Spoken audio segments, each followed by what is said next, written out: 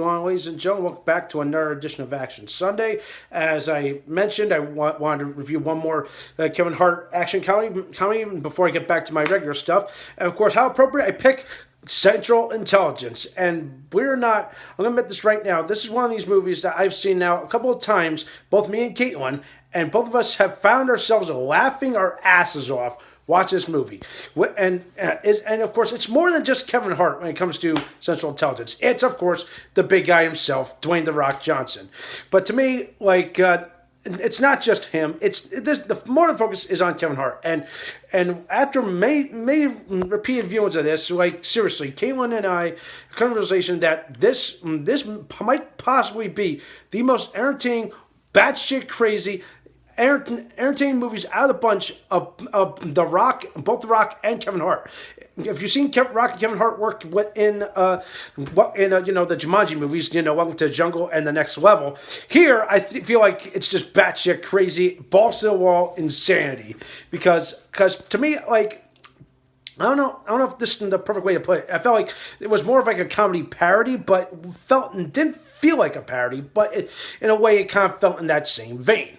All right, and for those that have not seen Central Intelligence, I'll give you guys a brief Cliff Notes version. So The Rock plays a guy named Bobby Weirdick, who somehow he changed his name to Bob Stone. You'll find out in the movie. Supposedly, the movie opens up back in the 90s. It's pretty much like a senior event. You got Kevin Hart, who plays this guy named Calvin Joyner. He's supposed to be like the star football player, actor, whatnot. He's pretty much like pretty much he was groomed to be like the next best thing.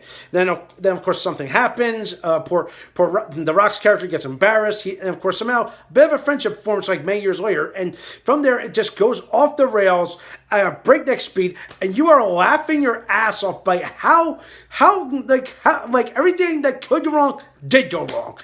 And there's so much I could say, but the jokes are there, the comedy is there. Kevin Hart, who's trying to be the straight man, it's like everything he says, it's just comedic gold.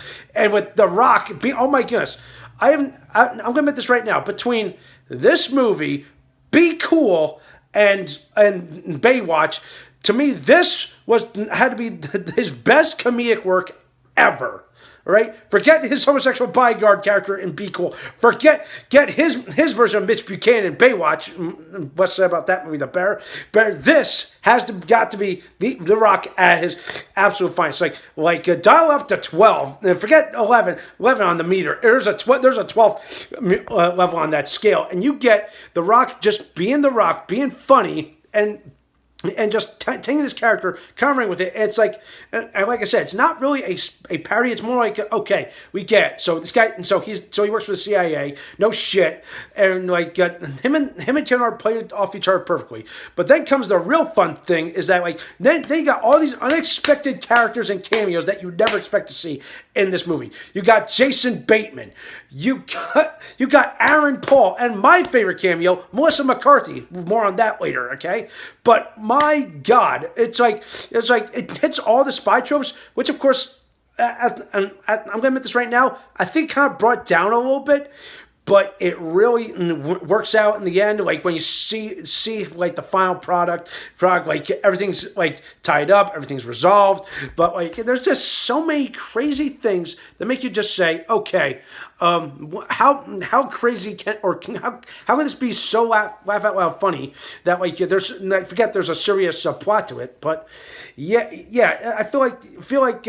The meter's you have to take it in mind and just think of it as the comedy, but then you're like, oh shit, then you're laughing. Then there's moments okay, now you got to be serious for a moment, but it's the tone is all over the place. I think that kind of takes you out of it a little bit, but at the same time you're entertained because you're used to seeing The Rock kicking ass or being funny. So the Rock here is it's a different.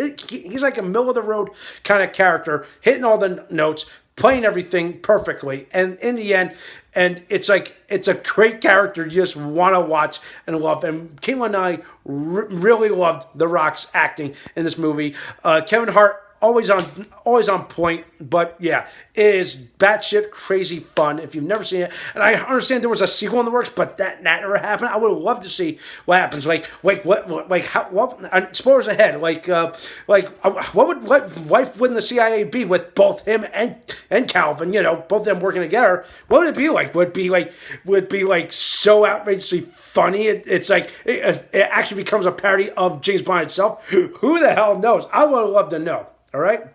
So with that in mind, after much thought, I'm gonna give this movie, Central Intelligence, a 7.5 out of 10. Now, hear me out. The reason why this isn't exactly almost an 8 is because I felt like some of the spy tropes and cliches kind of hurt a little bit. It's because I think they were trying real too hard to try to take some of the spy stuff seriously, or kind of make it so unrealistic. Because there are some unrealistic things when it comes to this thing, and I've talked about it on my channel before. Of course, if I talk about that, this movie would be 12 minutes long, and I don't want that to be. All right. But besides that, everything else is fine. Okay, from the story, the characters are funny, the comedy is there, it's all there. And even though it's just brainless, mindless entertainment, you would probably enjoy the hell of it. If you're a Kevin Hart fan, I absolutely recommend it. All right? So that does for this week. Let me know what you think. Go watch it if you want to. Thumbs up the video. Subscribe to my channel and stay tuned for some more awesome and exciting videos.